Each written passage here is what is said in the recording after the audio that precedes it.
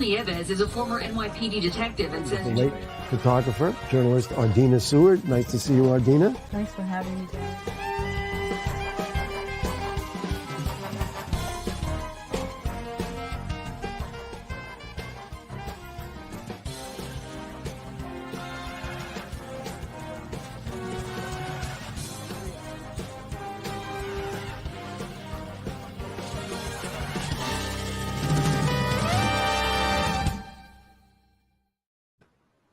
I love that music. It really drives the show. You know, I don't know, Angel, you must have picked that music out, but it's just, it's got that kind of Inspector Gadget momentum. I love the music because it's full of energy, and it gives us a lot of energy for tonight's show, which is going to be great because it's going to be another show about how to find your lost pet. I got to make a confession here, folks. I'm starting to feel like a fifth wheel because the show that we did last week was about a pet detective, except that pet detective uses psychic abilities, intuitive abilities to find lost pets. The main man on the show is Angel Nieves, who is a former NYPD detective who uses his classical training to find your lost pets. And tonight we have, coming to you from Fort Lauderdale, Florida, yet another pet detective named Jamie Katz, who not only is a pet detective, but Jamie's the real deal. She's got a PI license, so, you know, I'm scared of her.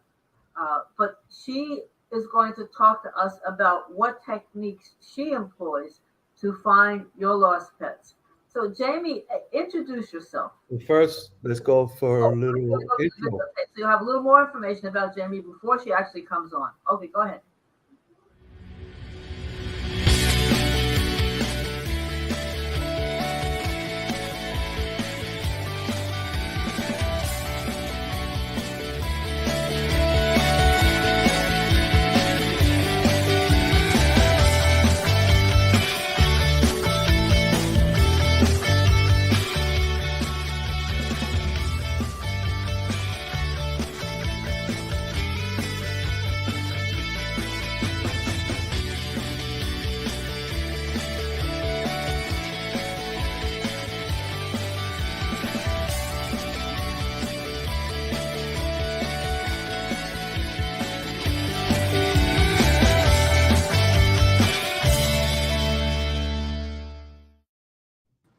And there you have it, Jamie. I'm going to start right out because you have a PI license, woman, and that's pretty good. Now, were you ever in law enforcement? So I majored in criminal justice, and I was doing PI work with people for a very short period of time before this, and then I just kind of fell into this. And I take it you're originally from Florida, correct? No, I'm from Massachusetts and Baltimore. Got that wrong. I just lost a couple of points. It's okay. Now, how long have you been a pet detective? So I've been a private investigator since 2014. Okay, so you've been doing it for a good while. Yeah. Now, I know you said that you studied criminal justice. Is this something that a career that you started right out of school, or did you have an interim career? So I went to high school, graduated from high school, and then I saw Animal Cops in New York on TV. And I said, oh my God, this is what I want to do. That's what I want to do. And so I looked into it, and I was in Baltimore at the time. And it said you just needed a criminal justice degree. And I said, well, I could do that. So I signed up and I went to school. And then, I did the criminal justice thing. And we still didn't have animal humane officers, though, in Baltimore. And then I ended up moving to South Florida. And then by that time I said, well, this isn't something I want to do because we didn't have there was no law behind it, like I really wanted to have a law behind me. It didn't have that. So I said, well, I'm going to just keep doing animal rescue, but I'm going to figure out how I can put animals and criminal justice together and make a career of it. And so that's how that started. And then I moved to Florida and I got scammed. And that's how that started. But not everybody has that aha moment. Most people, I think, who do what you do, sort of, it was a process of evolution. sort of moving from one point. It sounds like you saw it and you said, "That's it. Yeah. I'm going for it." Yeah, well, like I said, I didn't know how to put the two together, but once I got scammed when I first moved here, I was trying to help my friend find her lost cat, and I got scammed by a company. And so from that moment, I said, oh, okay. I said, if this is real, this is what I'm going to do forever. And And it was real, and this is what I'm going to do forever. okay, so when you say you got scammed, give us a little bit of detail. So my neighbor's cat went missing, and I was trying to help her find it. This is in 2014. I was already interning as a private investigator for people, because in my mind, that was the only thing that existed was for people. And I would go on Craigslist to see if somebody had found her cat. And I see this ad, and it said, we're private investigators. We find lost dogs, cats, and gerbils, and we use tracking dogs. And I said, that is so stupid. I said, let me call them. So stupid, but I want to call them still. So I tried calling them, but they didn't have a phone number. And so I emailed them, and then they called me back, and it was a weird conversation. And then they never showed up, but they called me every day for 3 days, said, I'm on the way. And then I said, well, it's been hours. Are you coming? And they said, well, 95 is shut down. And then the girl said, I'll be there at 9 a.m. tomorrow. And then 9 a.m. tomorrow, she called me, and she goes, I'm on the way. Never showed up. Did the same exact thing on day 3, called at 9 a.m., said we're on the way, never showed up. On day 3, we found the cat under the house next door, and that was a crazy story itself. But when she didn't show up again, I said, well, if this is real, let me look into this, and if it's real, this is just what I'm going to do forever. So that's how that happened. Well, a lot of people kind of have an impulsive sense of starting a career, and then they down the road they say, something, this really isn't for me. But you have stayed with this from the inception, so Oh, yeah. it has to have been, besides the monetary rewards, there has to have been some emotional rewards also. Oh, yeah. You seem to have a lot of passion about your career. So how does that fulfill you?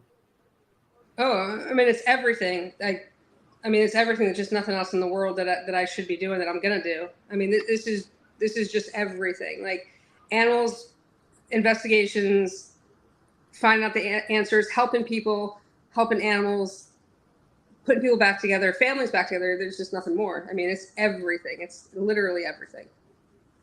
What was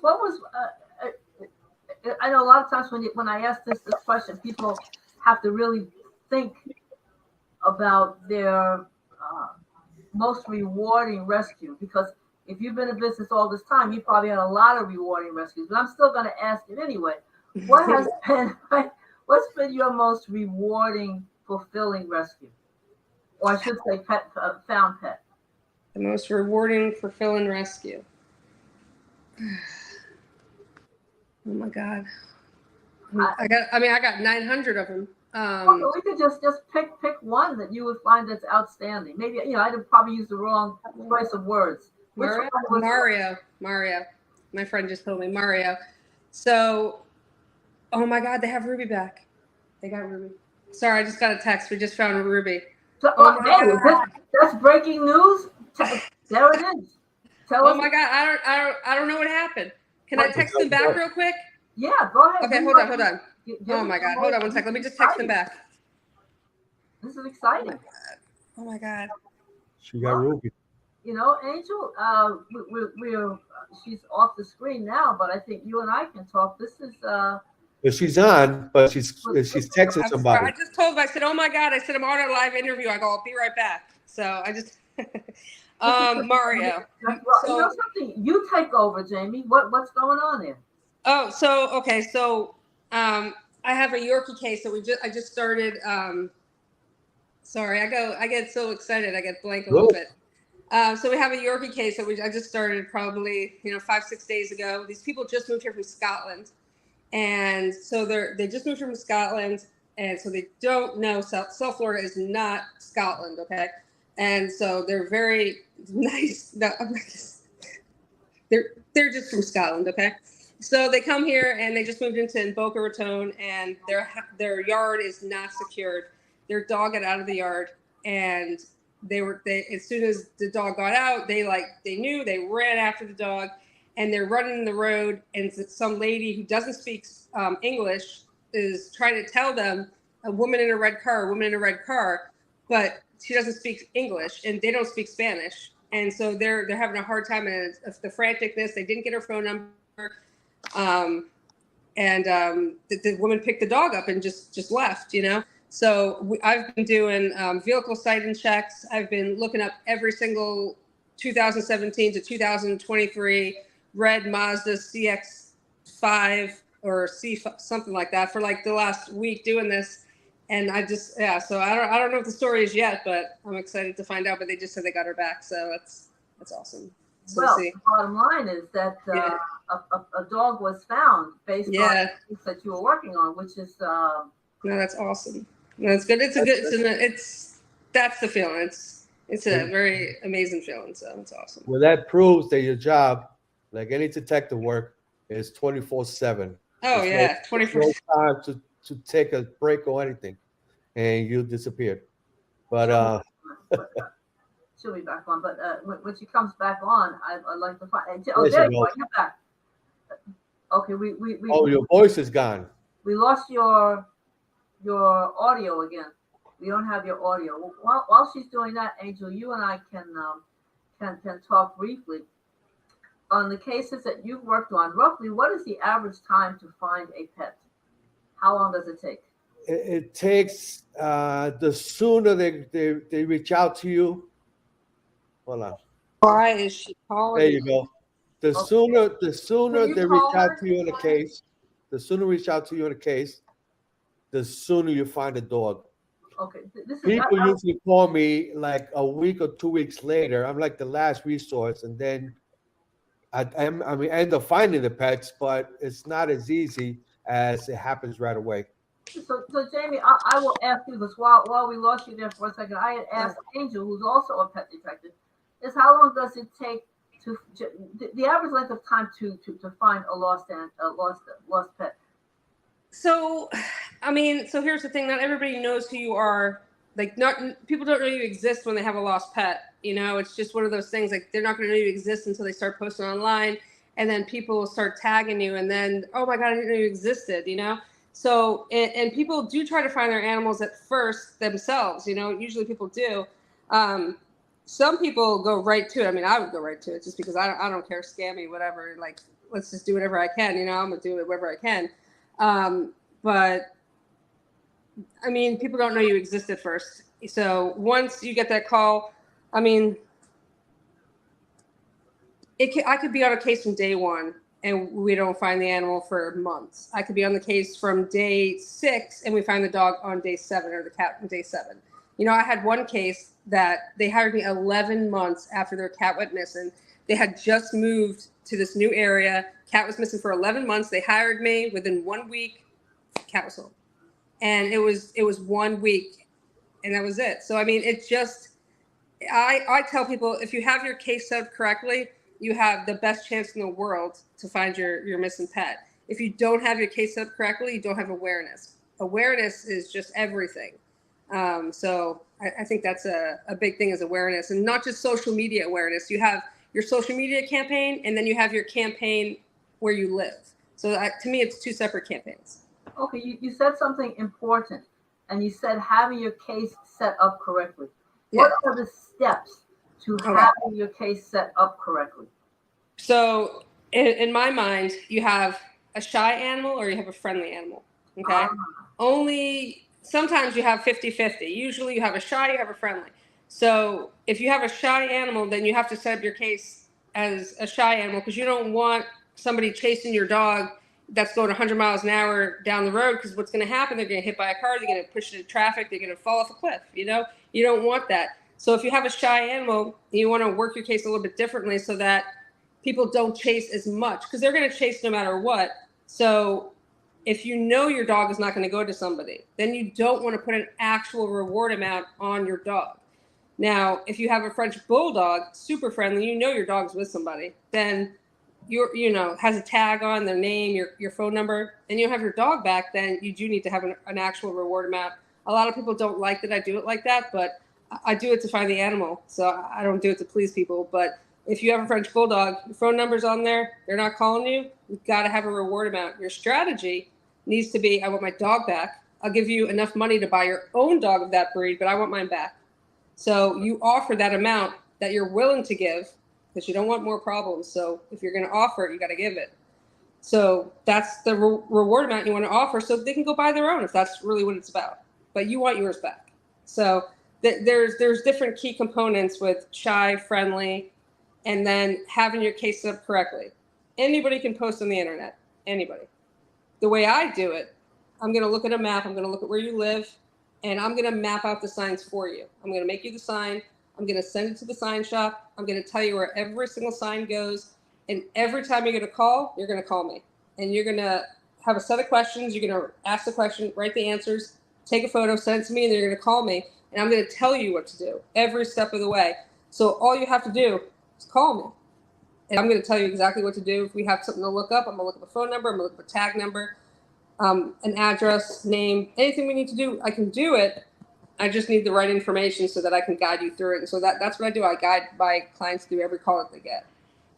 What do you do? And this is hypothetical. I'm not saying that this situation actually exists, but I'm probably sure that it does exist. What do you do if you get a call from someone who says, okay, I found a Labrador. I found a Labrador, and the reward money is $2,000. Mm-hmm. I will come to you. I will give you the dog, but I want $2,500. I want more. Is this my client, or is this just somebody out of nowhere? So let's say that you and your client have flyers put up where the dog. Oh, and somebody wants more money? Yeah, if they want more money, it's a form of extortion in a way.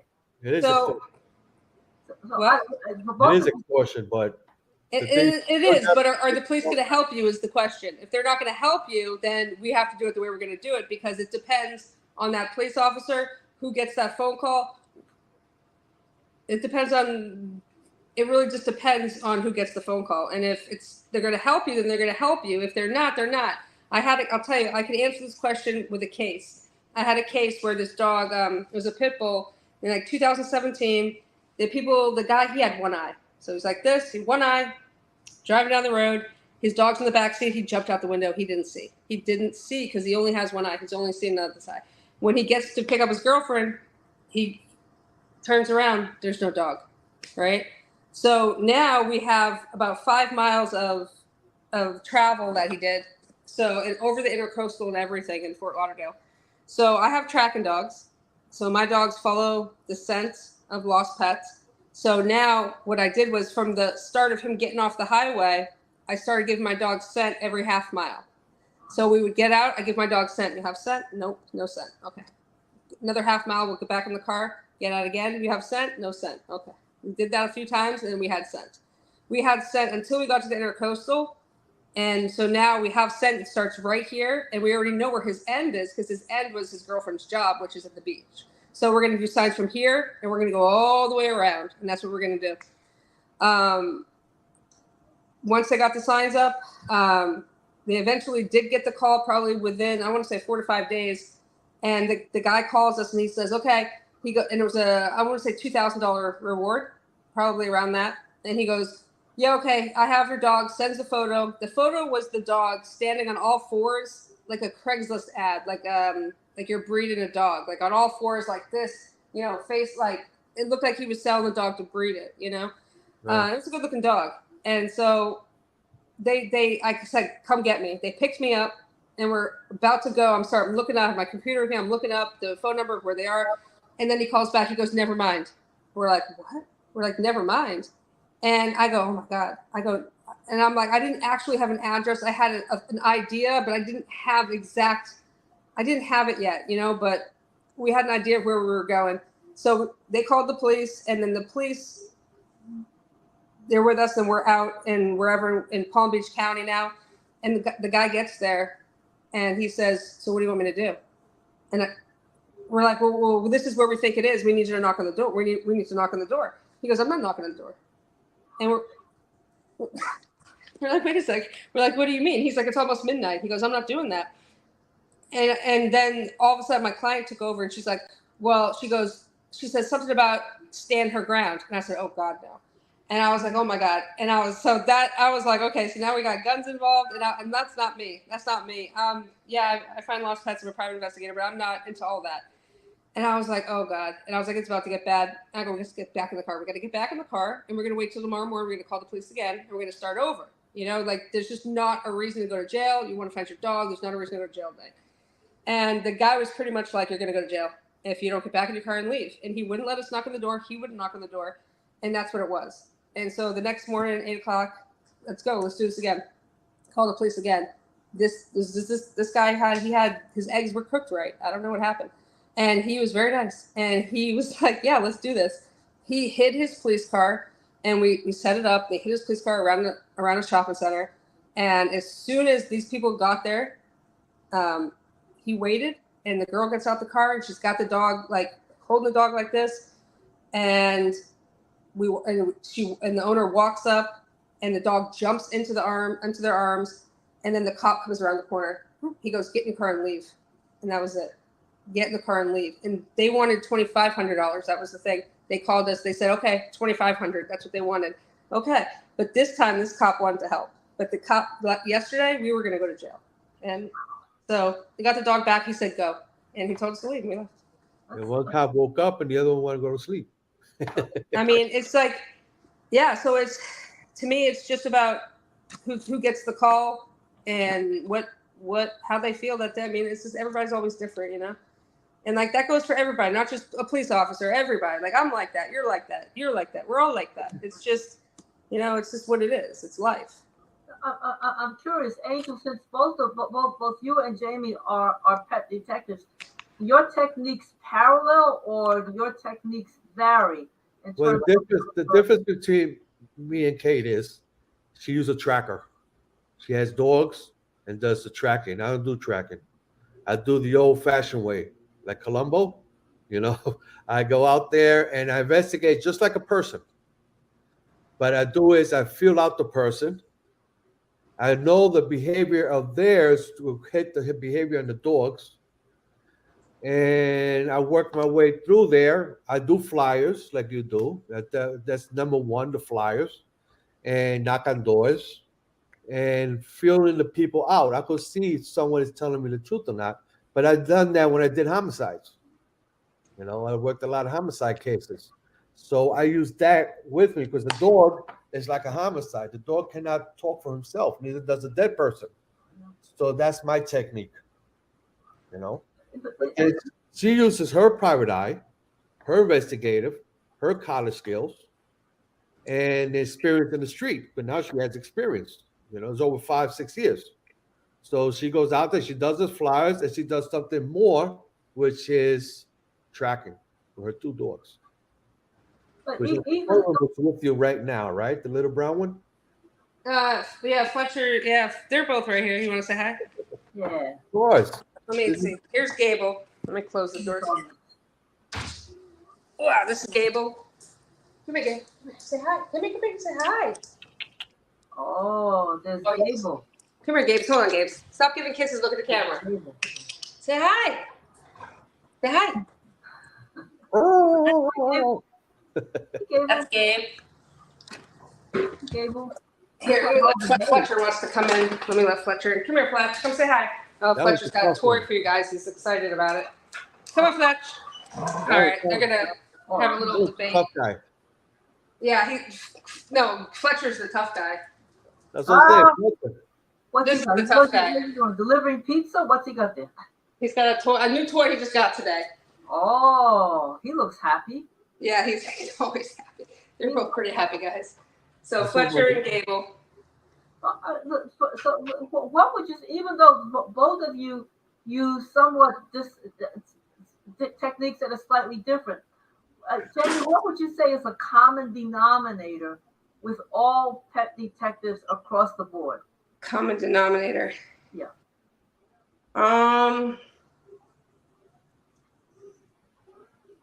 If there is one, I don't know. Something common denominator. Put it this way. In the police department, you have a police force. Everybody's a cop. But everybody specialized on one thing. Okay. So if she was in New York and I needed a tracker because she has the dogs trained for that, I will call her and say, listen, I need a tracker for this kind of case that I have. And I believe the dog's in this area, but we can't really spot it. And we can't even see with the drones. And then she could actually come and do her, because I cannot do it. Right. Unless I could sniff like a dog, which I can't. I Right. cannot do it. And she could definitely do it. And then if somebody else or some other kind of training, like the drone, I will call that specific person to use the drone because I can't, and they have the license for it. I don't have a license for the drone. Okay. FCC or whatever you call it. Yeah, you don't want to mess with a drone. You need to get your license taken away real quick. That's right. what I'm saying. Yeah. I don't mess with drones. But that's what I'm saying. The thing is, that's Mhm. specialized. She specializes on that, and she does investigations also. She's a private investigator in Florida. Now, Jamie, I want to get back to you. You've been doing this for in excess of 5 years. Yeah, like 8, 9 years. So this, that's a good chunk of time for a career. Yeah. What other pets have you found besides dogs? So I've had a couple like turtle, tortoise cases. What? I won't use my dogs though for tortoise, turtle cases because of salmonella. I was told not to do that, but I've had a couple bird cases. I really just stick with cats and dogs. I mean, I just like, so I've had people call me for like a snake. Hell no.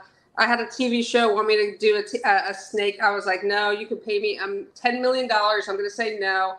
I told them, I was like, the only way I'm doing that is if you make a fake soccer dome and make the Everglades inside of it. Like, there's no way I'm putting my dogs at risk like that. So I just won't put my dogs at risk. I won't do an alligator or crocodile, nothing crazy. This is serious to me. It's not, you have some weird stuff going on, but I had a monkey case, but the owner killed their monkey. So The owner killed the monkey? I mean, maybe that should be off the record. We should probably go back. Oh my God. Okay, we're gonna take it off the record since we're not live. Well, Other than that, let's see. So yeah, tortoise, turtle, cats, dogs, birds. I mean, I don't bird case. I don't know anything about birds, so I would just work a bird case like I would a dog or a cat case. So I want to talk Usually the about bird comes back anyway. you what? The bird cannot fly that far. They don't have enough exercise. Well, no, because they needed a mediator because it was somebody who had the bird and they wouldn't give the bird back, so I was the mediator. They got to call Judge Judy for that one. I mean, she's like my hero, so she'd be great to work with. Yeah. She scares me though. I would never do what she did in court though about put the one person on one side, the other, the dog gets to go who they want. Let me tell you, my dog is not going to choose me because my dog is not loyal, and he's so excited to see anybody in the world. He would go to anybody just because he's so excited. See, he's back there going, yep. So I would never. You saw that Judge Judy show, right? Oh God, no, that would never work with me. I would lose my dog. No. Well, what's to use the vernacular? What's up with the turtle? I mean, most people say I lost my dog. I lost the turtle. Well, we had a few turtle cases, tortoise cases, and they go faster than people think. People don't think they go fast. They sure do. They move. But how big? Are we talking about the standard? Oh, there's one was a big like Madagascar or whatever turtle. Like it was from Madagascar. It was humongous. I don't know. It was like 20 pounds or so. It was a big tortoise. The other ones were like, it was like 5 pounds. And the other was just like another tortoise, but they're fast. They're not slow. Like people think that they're slow. They're not. And one went like almost a half mile. But also, so here's the question then. I mean, I think from here, I don't want this is Buddha who's like out of control here tonight. If you, I mean, you kind of have some guidelines as to where to find a missing cat or a missing dog, but where do you begin? What's the guidelines for finding a missing turtle? Like I said, I use the same thing that I would do for a cat or a dog. I look at a map and I make it impossible for anybody to come in or out of a certain mile radius because it's not about where the animal is. It's about how people travel. So if you can make it impossible for anybody to come in or out of that certain mile radius, then you're going to get every phone call for every similar animal. And that's really what it is. Whether you're a turtle, a dog, a cat, a monkey. you want every call for every similar looking animal so that you can say yes or no. And then you have the chance of getting in front of viewers. So that's really what it comes down to with me. Well, let me ask you one thing about the turtle. Yeah. Now, I know they're good diggers. People don't understand they know how to dig. I mean, that's how they put the eggs, right? But Okay. I saw a picture. I got to be a Photoshop or something of a turtle climbing a fence. Are you asking me if they can climb fences? I mean, I'm pretty sure I heard that I don't think toads so. do cartwheels to run. Huh?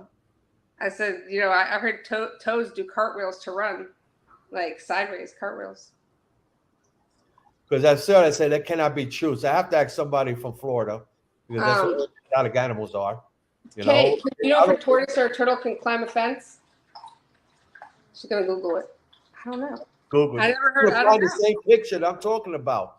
But I know the diggers. I know they're fast, and people, they, the turtle she's talking about is how old? Like probably like 80. She said, yeah, they can climb fences. They really could. Yeah. She probably saw the same picture I saw. Is it a picture? It's a video of a snapping turtle climbing a fence. Well, do they? Okay, so are they? It sounds like a dumb question, but people are often advised about approaching dogs that aren't friendly. Which are people advised not to approach a tortoise that might bite them? I wouldn't go near no, I wouldn't. I'm not going to let you take my finger off. I don't know if you're a snapping turtle or not. Really? I don't know. I tell people that all the time. I go, how do you know? And they're like, you can see their claws. I go, I'm not checking. No. People say, I'm like, you just went in the middle of the highway and grabbed it. I'm like, I'd try to stop traffic, but I don't know. Don't know if I would grab it. I'd be afraid that it was going to take my finger off. How did you know? Wow. They got long necks. They got long necks. They go actually I don't bite. know. I'll tell you, when I was a kid, I had a turtle that I found at a pond, and my neighbor down the street had turtles, and they had like an aquarium, and I kept this little turtle. It was like the size of like a dime, and it was at my house. And when it got the size of a quarter, I had to give it away because I was like, it's too big. So I don't know. I'm not. I'm afraid. I don't know. You mentioned alligators before, and I mean, look. Angel and I are in the Bronx, so what do we know about alligators? But then again, you got people in the Bronx that keep alligators in their house, in their yeah, and they flush them, right? The one in Brooklyn, remember? The one in Brooklyn. And the one they flush them? And they I mean, go figure that they keep alligators. But where you are, there have been several instances where people have been sort of oblivious to alligators by ponds. Yeah, no, I'm so careful. I'm super careful. So super careful. That's scary because when I'm working with my dogs, these dogs they're my world. They're everything to me. So I'm just like I do everything in the world to keep them safe, and I don't go near the water lines. I don't go in marshy areas. I don't go in. You got to be safe, and you have to think about your dogs, and I do. So I do everything I can not to put them in danger. Is it a common occasion where you are, where lost pets are eaten by? I mean, does it happen? I mean, of course it happens. Is it like an actual percentage of my cases? Not really. But neither stolen animals aren't really as big as people think they are either. So I mean, but then again, I don't profile every single case in the world, so I don't know. But I can tell you, out of my cases, probably like 2 to 3% are actually stolen. Meaning, I walk onto your property, I take your animal, or I come up to you and I take your animal. That's like a 2 to 3% of my cases. So it's very low compared to the 99% of people who call me and say my animal was stolen. And then I go over their case. It's not stolen. I was like, you left the dog outside. You left it outside. What do you mean it's not stolen? But people do think, well, my dog would never leave. Well, it did though, for whatever reason. The thunder hit, the palm frond fell. I mean, for whatever reason, something backfired. It happened, Or they chase another pet. Yeah. They chase another exotic animal. Like right? Not an alligator, iguana probably, or, a bird, or I don't think they have squirrels over there, right? Oh, we got squirrels. Also after squirrels, I mean, over here, there are a lot of stolen dogs because them. Yeah, I don't have that here. Like we do have stolen animals, but not the 97% that calls me and says their animals were stolen. No, it's 3%, you know? So, but it's just of what people think. They don't think their animals are going to leave. They don't think that's going to happen. But when I say stolen, I'm not talking about your animal got out of the yard and got picked up on the street. That's not stolen. That was found, you know? In somebody's head, it could be, oh, well, I saved this animal from getting hit by a car. I mean, it doesn't have a tag. If it doesn't have a tag, it doesn't have a phone number on it. How am I supposed to call you?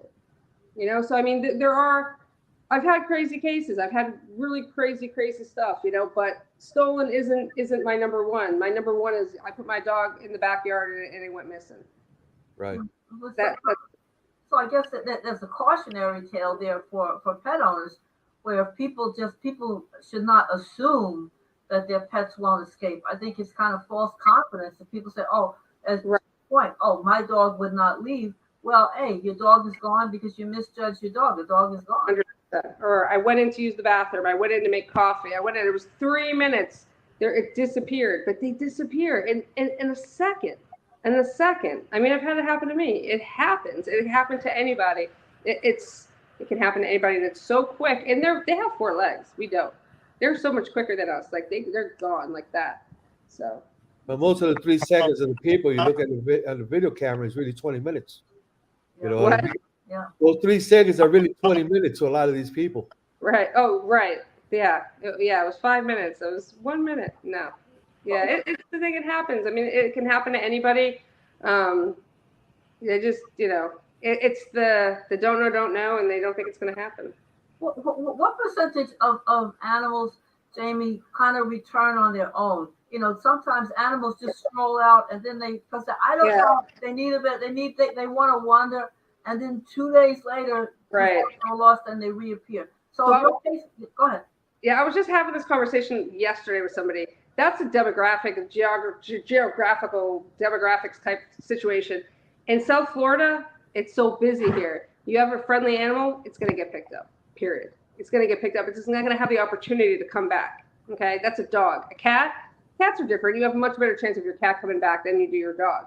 Yeah. If you're in, you know, Oklahoma or Ohio or somewhere where you have a lot of land or the mountains, who's going to see your animal? They're not going to it's not going to be that quick of a pickup. You know, they have a chance to be able to come back on their own, and it's different. So I think that is definitely, you know, a different type of case. I talk to my friends and they're like, I don't have cases like you have. And I go, I don't have cases like you have.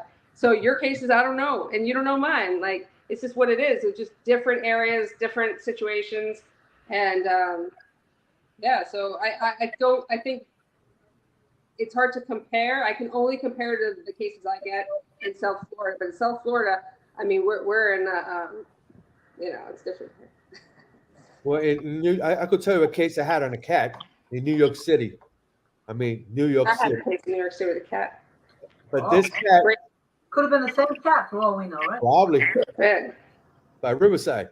But this cat comes out and looks at a bird and jumped out the window. 2 floors, but it landed on dirt. And the guy said, cat disappeared. And like I said, they call me 2-3 weeks later. They tell me, you're the last resort. So I said, okay. And so I told him, I says, did you ever have the time to listen? So what? Because he went all over with flies. He walked miles and miles with a toy looking for his cat. I said, did you ever have a chance to listen? I said, leave your window a little bit open and listen, especially the time that you feed him. Okay. That same day, he heard the little meow. He opened the door, the cat walked in. That was it. End of story. Case finished. You know, that doesn't happen all the time, but it happened, you know, because over there they got hawks or coyotes. We got coyotes now, so. Well, they have quite. We have them everywhere now. They're everywhere. They're even in the Bronx. We had a guest on. Yeah, you do. Yeah, you do. Yeah, we have. There's a colony of coyotes in a local Bronx park that have been there, and you know, they're not large in number. They're roughly, I think, 5 or 10. But the whole point is that they're still there, and they're still there. You know, so it's my New York cat case.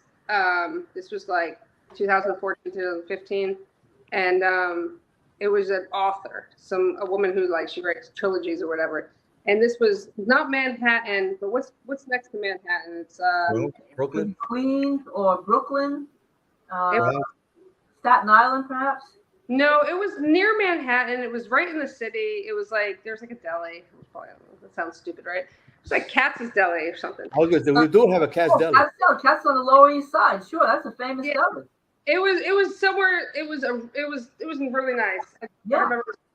And so the cat was 17-year-old cat, and it had seizures, and I guess it had just had a seizure, and the cat got out because she was getting rid of an old couch, and they came, and this happens very often, where somebody gets an old couch and the cat is in the couch, or the cat gets out when they're having movers come in. She didn't know the cat got out, and me and Fletcher, little brown dog you met, we flew out to New York for this, and I learned a lot this case. What not to do, what to do. So we flew out there, and it was Comic-Con weekend, so there's no hotels. So I stayed at her house. I'll never do that again. And and that was the first night we were there. We ordered pizza. She ordered pizza, and then all of a sudden, pizza was here. My dog was gone, and I was like, Fletcher. I was like, oh my God. And I ran to the door and I opened it. He's sitting outside the door. I was like, oh my God. Don't trust nobody. If they lost their own cat, they're going to lose your dog. Don't trust anybody. Okay. That was number one. So anyway, that's how it started. It was pretty crazy. And then, so we start searching for the cat the next day. We had this craziness of scent. We only had scent in certain backyards. So there was like a garden alley in the back going all the way down. And we only had scent like diagonal of like couple of the yards, but not all of them. It was really bizarre. And Fletcher tracked. Now, okay, another thing. So we shouldn't be flying. So we flew. When we got there, Fletcher, he was in pain. I didn't know why he was in pain. He's making all these weird noises, his ears from the plane, right? So I couldn't even use Fletcher like I wanted to. I had to call somebody from New Jersey, and they drove from New Jersey to New York it was only like an hour, and I brought their dogs. I never used their dogs before. They weren't a handler, but they had tracking dogs from somebody else. So then we went a mile away, and I used their dogs to train real quick, found Fletcher, and then came back so I could use their dogs because Fletcher wasn't 100% because of his ears. It was so crazy. So I used these people's dogs, and we went halfway around the block, came back, and that's what Fletcher did too. And then it was, like I said, the diagonal with the scent. So as I'm getting ready to leave, the girl flipped out because nobody wants you to leave when you have to leave. You know, they don't want you to go because they're like, I would feel the same. Like, it's like devastating. You're leaving. Well, I have a plan for you. Here's your plan. This is the traps. This is the plan. So she told me the wrong airport. I went to the wrong airport. I missed my flight. And so now I'm stuck in New York. And so then I had the person from New Jersey come and pick me up. I slept in New Jersey for the night and went home the next morning. And so then the next night I get a phone call and she found her cat. You want to know where the cat was?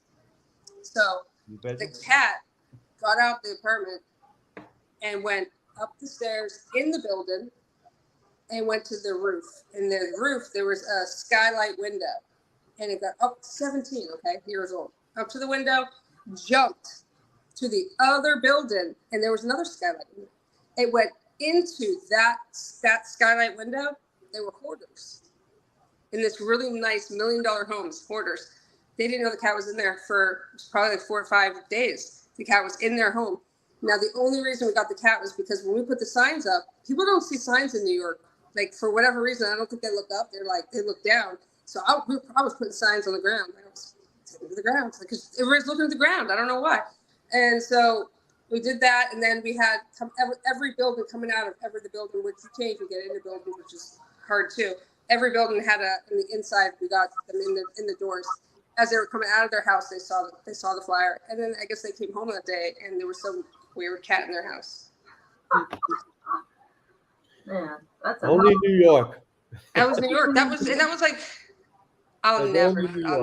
I'm staying in Florida. I mean, we have crazy cases, but that was crazy. I'm gonna blame that on you. Well, I tell you, we could go on and on and on and on. And I wish we could go on and on and on, but we're Yeah, drawing. but I gotta call Ruby. Yeah, do us a favor, Jamie. I'd like to get a follow up on that. At least mention it on a future show, because Okay. that is just, I mean, that's incredible, and it makes you feel really good. And I'm sure it makes you feel even better because it just shows you that your efforts have come through. But I'd love to know, Angel, and I would love to know more about how that story pet No, I can't wait. I'm about to find out. I cannot wait to even. I feel bad because I can't wait to get off, but not because of that. But just I'm so excited to find out. So give us the 411. We want to know, and the audience wants to know. So with Angel, Angel, I'm going to let you take us out. Yes, thank you, Jamie. So to come to our show, I was gonna say thanks, Katz. To come to our show, I love war stories. I call these a lot of war stories. You tell the capsule all the time. This is beyond war. This is breaking news. Are you kidding? This is a big deal. No, but of course it is. The thing is, the good thing about it is not only that the dog was found, but she got the family together. It's the biggest thing, the biggest accomplishment to every investigator is to see a happy family. yeah. And this is exactly what she does. It's not just an investigation. It's getting them together, a family together. So, but go by that. People, please spay and neuter your pets. And do you know where your pets are?